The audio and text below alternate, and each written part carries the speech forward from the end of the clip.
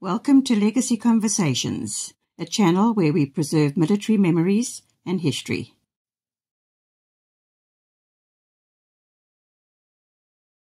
Hello everyone, it's Chris here. I want to talk to you about codename Masamole 26.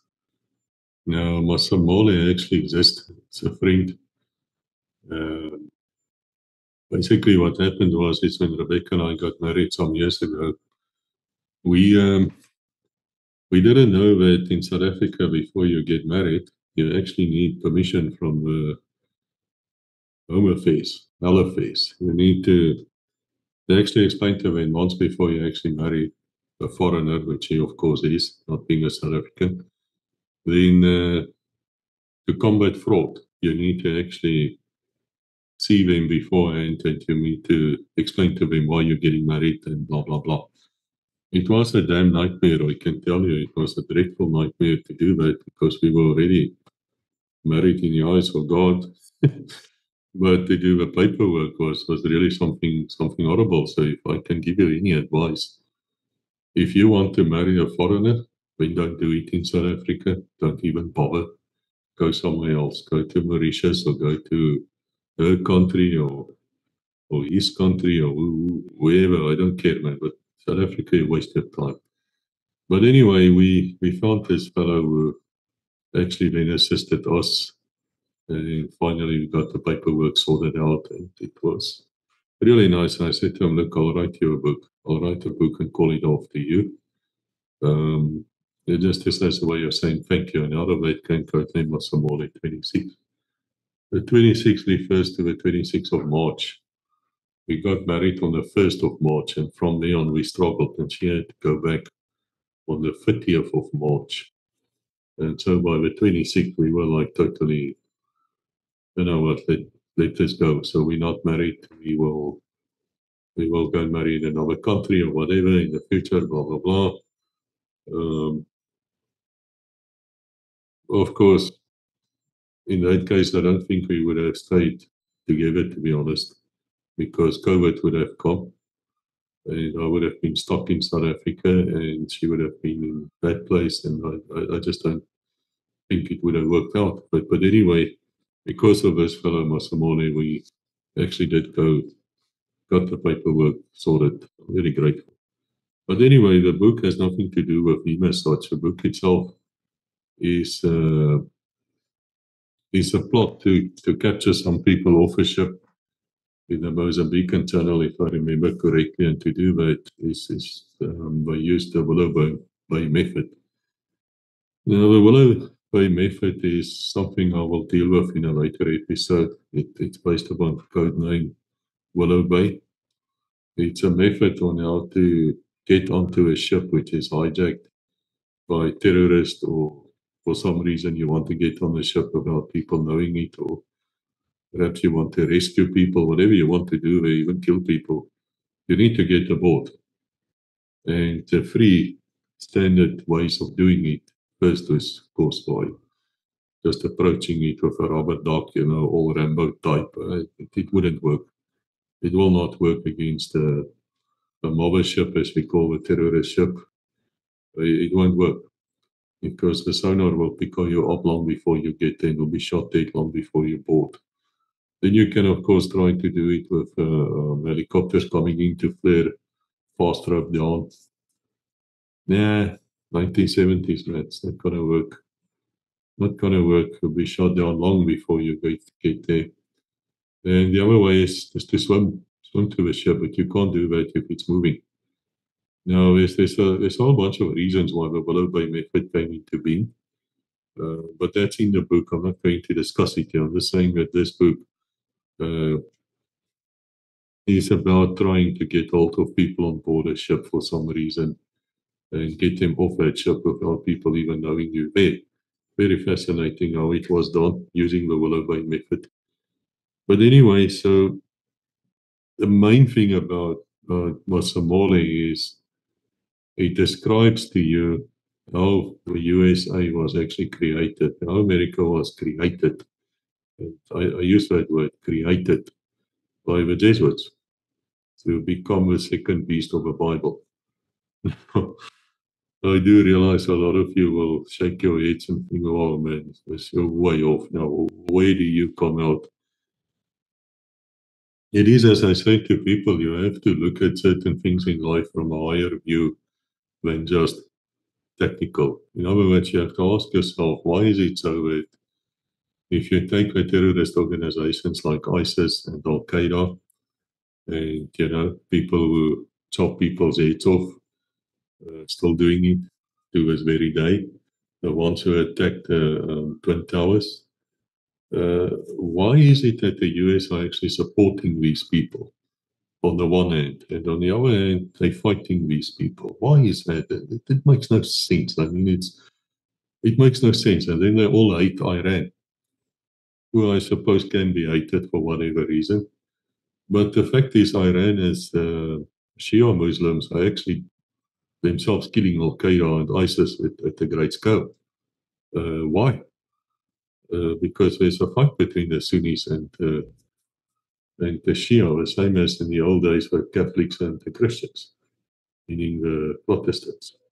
Now, I don't want to get into a fight with Catholics. I have been accused by some to say I actually hate them because of a book I wrote, Oath of Evil.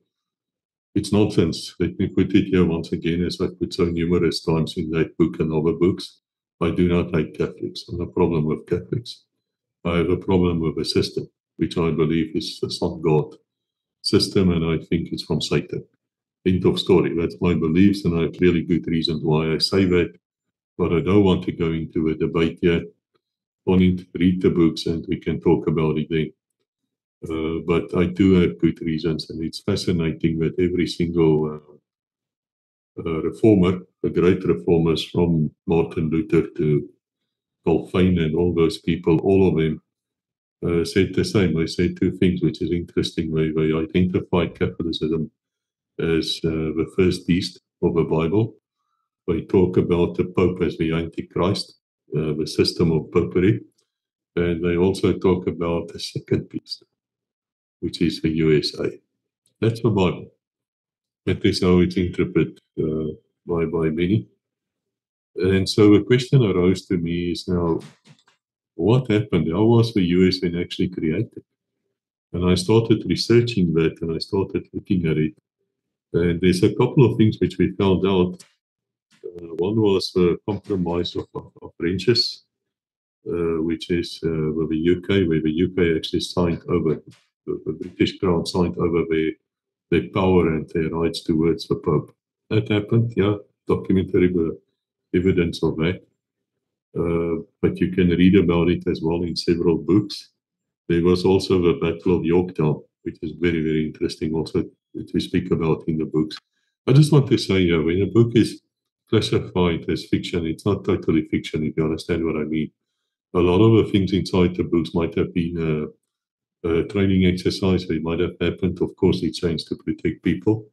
Not every word is the truth and nothing but the truth, so help me God. But when we start talking about biblical issues or historical issues or tradecraft, weapon systems, it is totally the truth. There is no left or right about it. If I say to you there was the Battle of Yorktown and this happened at Yorktown, then you can damn well believe this is what happened at Yorktown. And if you research it, you will find a lot more evidence than what I actually put in the books, because you are limited. I mean, I'm limited to about 700 pages when you write. And that is the cutoff for a hardcover book at Amazon. And this book is like all of them is available at Amazon in audio, Kindle, as well as hard and soft cover. It's not in South Africa yet. For me to get it in South Africa costs money. To get it on print of demand, and I'm not doing it unless the books pay for themselves. But it is, as I say to you, if you read the George M. James book or any of my other books, the money comes back to legacy. It helps us to get the equipment. It helps us to tour around and to make videos for you of Mirages and, Alouettes and the Puma and whatever we do and did. It costs money to do these things, guys. It's not for free. But I'm not begging anybody for money. I mean, if you're a Patreon, you do get a reward out of it. You get to see the videos long before the rest of you. And if you buy the books, man, you've got a damn good book. You can read it or listen to it, and you will enjoy it because they are very, very different from normal books. They're not the normal, I feel sorry for me. No, they're not like that at all. These people in these books actually kick ass, and there's a lot of historical truths in them, which makes them very interesting. So anyway, the question comes is now how did they actually create the US? And this you will not read in the history books, guys, but they can't deny it either. As much as they say to me, you can't prove it, I say to me, you cannot not prove it, or you cannot really deny it, simply because the historical facts are there. And if you start linking the dots, it's a very, very likely scenario which played off. And it starts with a guy called Lorenzo Ricci or Ricci. He was a Jesuit general. Now, the Jesuit order we speak about a lot in many books, Oath of Evil especially, we go into it. This one as well, we have in several books, we actually have an oath. And we have that oath there because it's the most evil damn thing you can imagine. That is where the book's name actually comes from, Oath of Evil, the war on Protestantism, because they were created about 20 years after Martin Luther, and they were created to destroy reform. In other words, Protestantism. And are we still doing it? Yes, absolutely, to this very day.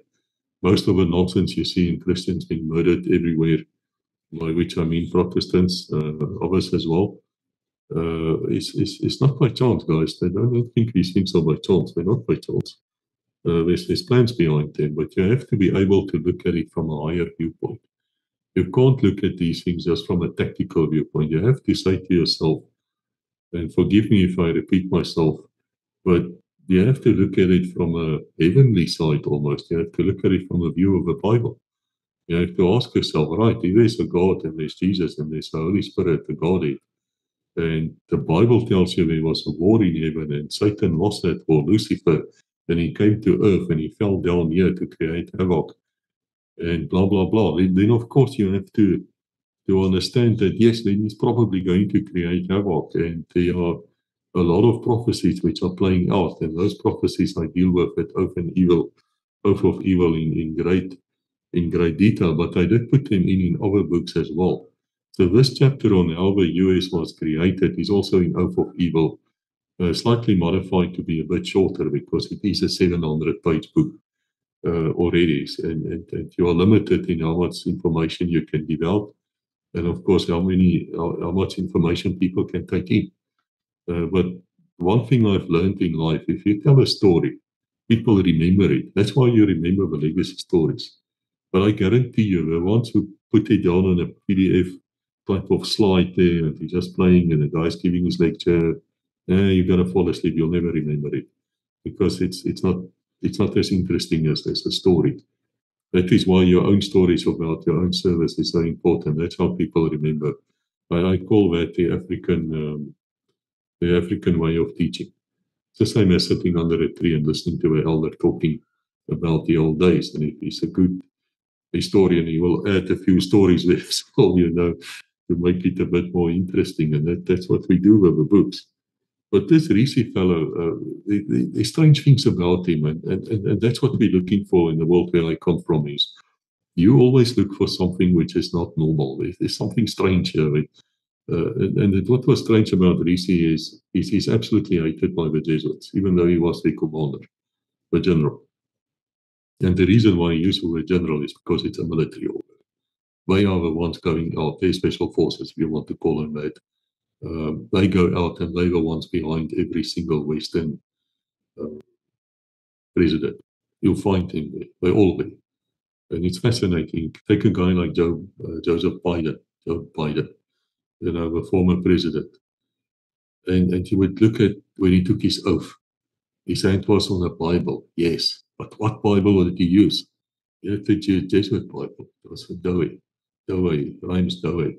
Jesuit Bible. He denies Jesus because they cannot accept that Jesus is actually the Savior. They have to replace Jesus. They replace Jesus with Mary. That's what they did. Go and look at the program I had with Professor Walter Weiff. We speak about that. Or go to the program where I did a testimony at the Clash of Minds show of Professor Wife. And I explained these things also where it had more than 45, almost 50,000 views by now. There's a lot of things which made no sense for me. I couldn't understand why the US is supporting Al-Qaeda and ISIS. And they actually against Iran were actually is killing ISIS and Al-Qaeda. How do you get these things together? You cannot unless you understand there's something else happening. If you understand it's the second beast of the Bible, you will understand why it's trying to enforce its will on everybody. And the Bible says it actually will enforce its will on everybody. But that will and power which it got is from the first beast. And behind the first beast, of course, is Satan. Sad to say that because he looks like a lamb, you talk the right language. But when you look at the deeds, you find something else completely. So anyway, this Risi, in his time, the Jesuits actually got banned. And it's the first time in their history, and they had to sort of close down, and everybody was extremely angry with this Risi. They say it was him who caused it, and they turned him into a castle where the poor guy was sitting alone, according to them. Was sitting alone there in the castle, nobody visiting, and then he died. And, it's just a horror story for them. Yes, but then explain to me, why was Risi given a full, honorable funeral? Why? Why was he buried then with the other Jesuit generals? Why? It makes no sense. If this guy is so horrible and he's so bad and that you don't like the man, why would you give him such honors? So it always, when you work with a cult of which the Jesuits, of course, are part of, I mean, they control the Freemasons, the Knights of Malta, the Knights of St. John. You call it these guys are behind all of this. Then it's always the opposite. If they say something is black, it's actually white. And if it's white, it's black. That's why the damn Pope is called the Black Pope. The general, it's called the Black Pope. And you have a white Pope, the one you see, the one which the Bible talks about. The man who says a lot, the man who thinks he can change time. And that is an important factor which comes out in this book. Now, something strange happened in the US. At some stage, they decided that they're going to be independent. You all know the story. And we all know how special the American Declaration of Independence really is. I mean, if you take the times of the day and when they did it, it is fantastic. But they did do something very strange in that, in the dependence in the Declaration. Couple of things, once again, which stood out. In the first place, they made sure that religion is totally free for all. Now, at that stage, America was basically a Protestant country. As much as the Huguenots fled from France to South Africa, you also had the Puritans who fled from Europe to the US, Protestants. And there were actually wars, like small-scale fights and battles were going on between them. The Catholic states like Maryland and the rest of them, they were insurrections. They were fights. They just couldn't stand these people because they knew what happened in the Middle Ages, in the Dark Ages. They knew a suppression. They knew that at some stage the system will revise itself because they read the Bible. They know it's going to happen. And so they didn't like these people. Now, if you read the books, Oath of Evil as well as this one, you will find all the cult signs in Washington, D.C. You will find out that the White House is actually called not because of the paint color, but because where it comes from. It was a Jesuit priest, I think the first one in the US from Maryland. It used to be his house or his property, and that's where they built it. And then they call it the White House. And you are ignorant because you don't know these things. And you think, it's just the thing is painted white, Yeah, it's just a bit Freemason symbols on it. Yeah, we see the pillars and the little, the driehoeke, and we see all those things. But yeah, those things are in the old days. No, you know what? It's not in the old days. These things were not done by itself. These things didn't just happen. It was planned. And so anyway, so they decided they're going to be independent. Now, what is fascinating is there's a guy called John Adams. He also became a president. And of all of them, of the founding fathers, and most of the presidents afterwards, almost all of them, were all Freemasons, which is satanic. I don't care what you say to me. If you read the way, well, read the books and go and do some research. Freemasonry is not just Freemasonry. It is sun worship. End of story. And I don't have a time to explain everything here, but go and do some research. Yes, and call me a conspiracy theorist. I don't care. You know the difference between a conspiracy theorist these days and not being one is about 2 years. But then everything which people said was a conspiracy actually turns out to be the truth. How's that possible? How is it possible that the CIA, who invented that term, conspiracy theorist, actually has been run by very strict Catholics from the beginning? People would go to the Pope and kneel down and kiss his ass and kiss his ring and get their orders from him. How's that possible? You think that's by chance? FBI, same story. You'll be surprised. All the dictators in the world, all Catholics. I say again, don't hate Catholics. Don't put words in my mouth. It's not true. I pray for all of them. Hope they see the light. Hope they come to a reform. Become part of a reformation. Anyway, if I ask any of you 4th of July, 1776, you will say to me Independence Day. Yeah, 4th of July. But explain to me why the 4th of July? Why that date?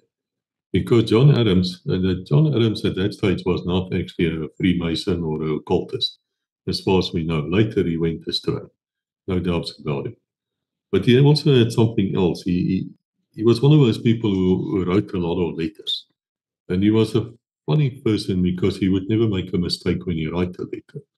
It's not like us who had to do it and redo it and then do it again. No, he wasn't like that. He would take his pen, which didn't look like this, of course, probably a Fiat pen or something. And he wrote a letter to his wife, Abigail, on the 3rd of July. And he said to her, yesterday, that's the 2nd of July, 1776. He said, yesterday the greatest question was decided. Whichever was debated in America, and greater perhaps never was or will be decided amongst men. Now he's heading towards the Independence Declaration. He says, a resolution was passed without one descending colony. And they said that these united colonies are, and of right ought to be free and independent states, and as such, they have, and of right, ought to have full power to make war, conclude peace, establish commerce, and do all the other acts and things which other states might rightfully do. Bingo. This is where you create a state. No one else has that right. Microsoft doesn't have that right. I don't have that right. No one else has a right. Only a state can do the things he's talking about. So what he says is the decision was made on the 2nd of July. So tell me, how did it then come that we only celebrated it 2 days later, on the 4th of July?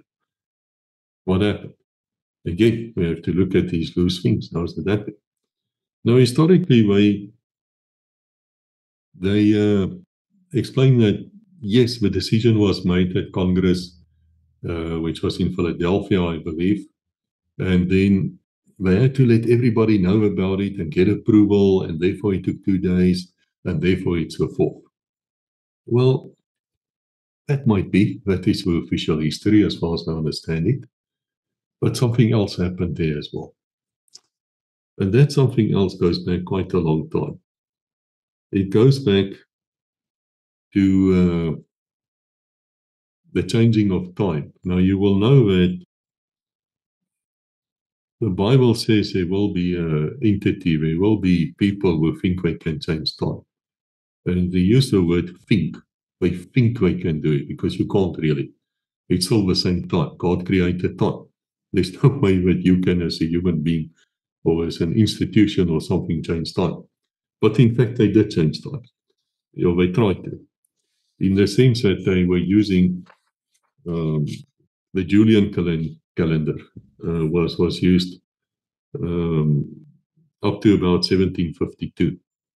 And then came the Pope Gregory. and they changed it to the Gregorian calendar, which we still use today. Now, what's the difference? The difference was in the old times before they changed that, when it becomes sunset, it's a new day. But they changed it to midnight. And that's what we use today. But of course, by changing this over, a few days got lost. So the real date for the 4th of July, and it's in the book. If you go back and you go to the Julian calendar and you don't go to the Gregorian, then you're going to come very close to 20th of June. Now, what's interesting about 20th of June, and all these occultists, they really have something about their dates. It's very fascinating how they do it. They have something about dates. You know, they have to do certain things. It's a this year, it's a millennium, it's a this. They do believe in their stupid things because they look at the stars, and then the stars lines up, and then there's this miracle. You know what? It's unbiblical. It's from Satan. We don't do that. We put our faith in our Lord Jesus, and that's it. But the 20th of June is also known as Solstice Day.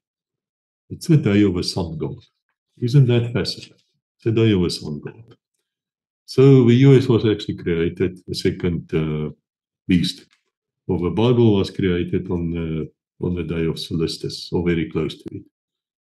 And the way they then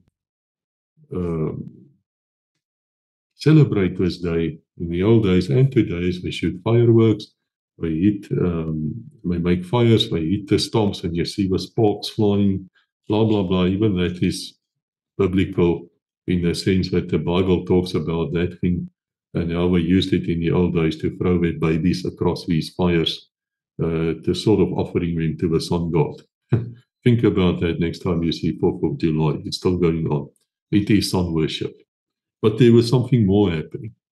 While they were talking there, this is a matter of historical fact as well. It comes out in some of the occult books which they write about it, is that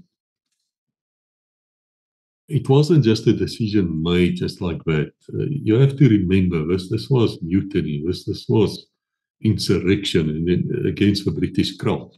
And if you did that in the old days, you know what, there's a good chance that they're not just going to hang you or shoot you. They might dismember you. I mean, they might hang, draw, and quarter you. They were cruel punishment for what these guys were doing. That's why John Adams says this was a momentous decision.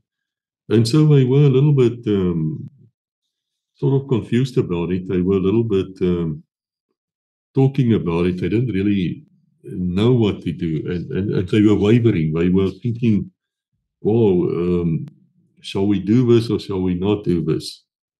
Now, while they were doing that, suddenly a gentleman stood up there. And they say he was very well spoken. He was a man of power. He was a man of wisdom. He was a man who you could listen to. What we would call in Afrikaans a oom, you know. He was like this.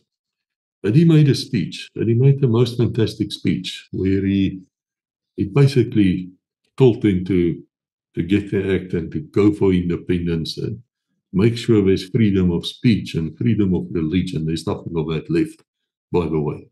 Because state and church will have to become one again, to go back to the Middle Ages and the Dark Ages, and it is happening. But if you think it's not happening, read Oath of Evil. Your eyes might be opened there. I hope so. So anyway,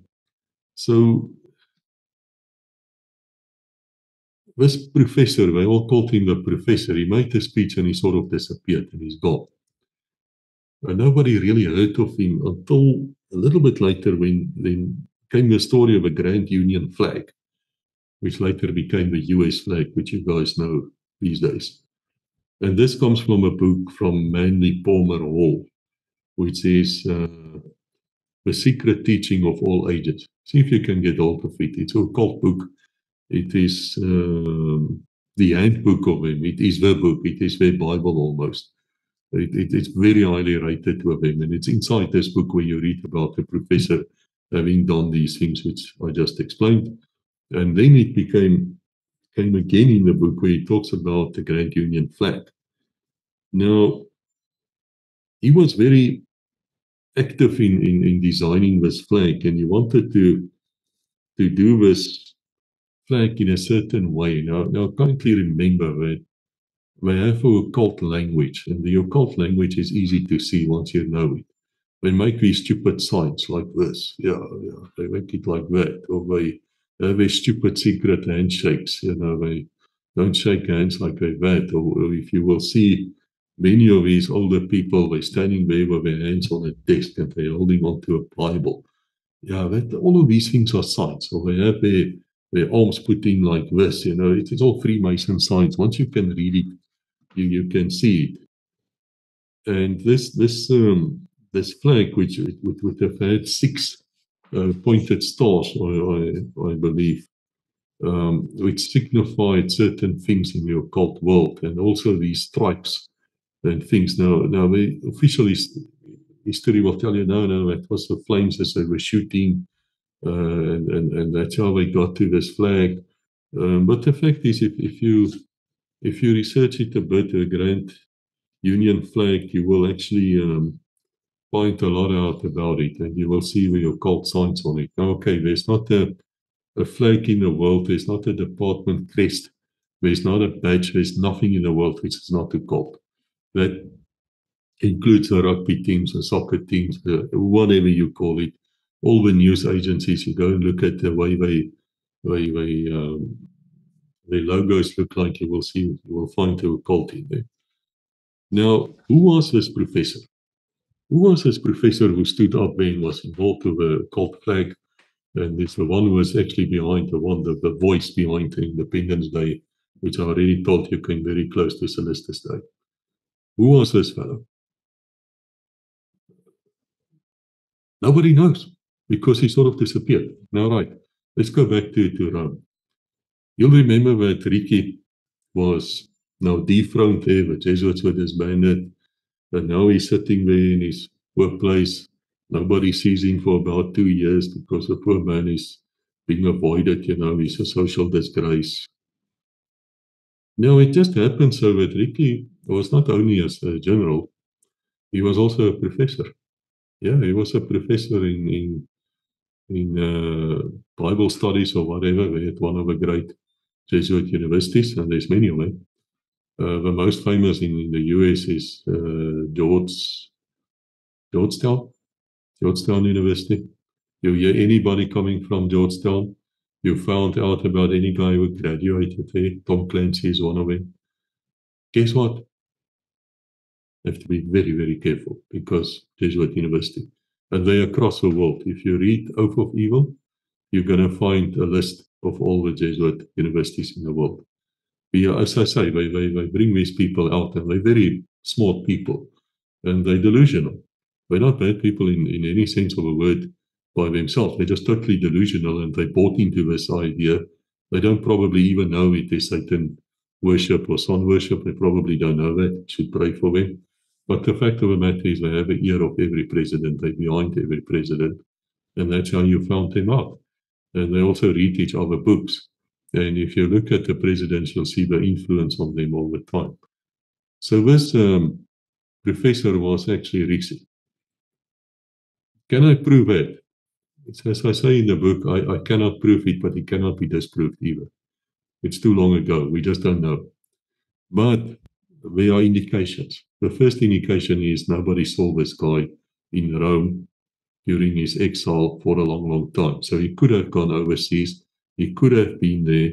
He fits the description in every single part. The way this professor looked, the way he spoke with absolute authority, and so forth.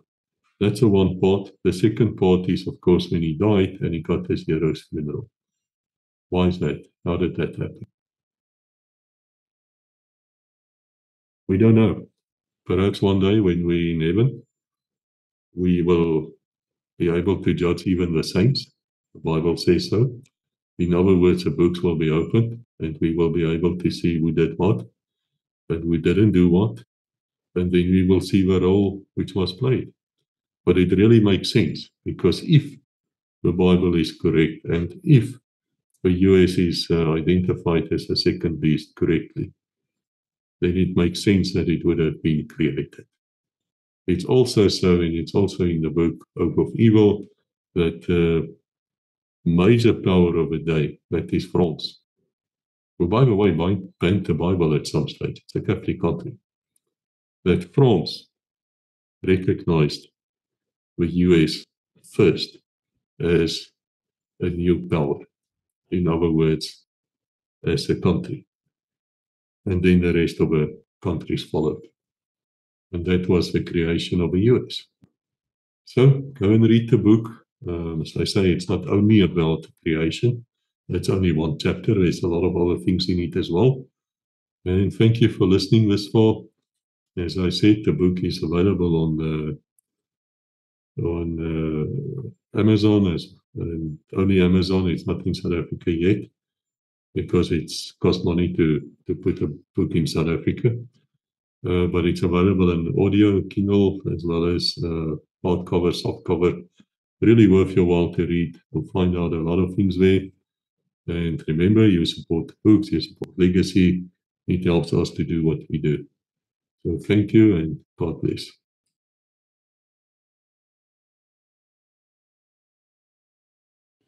Thank you for watching. Please like, subscribe, and ring the bell to receive notifications.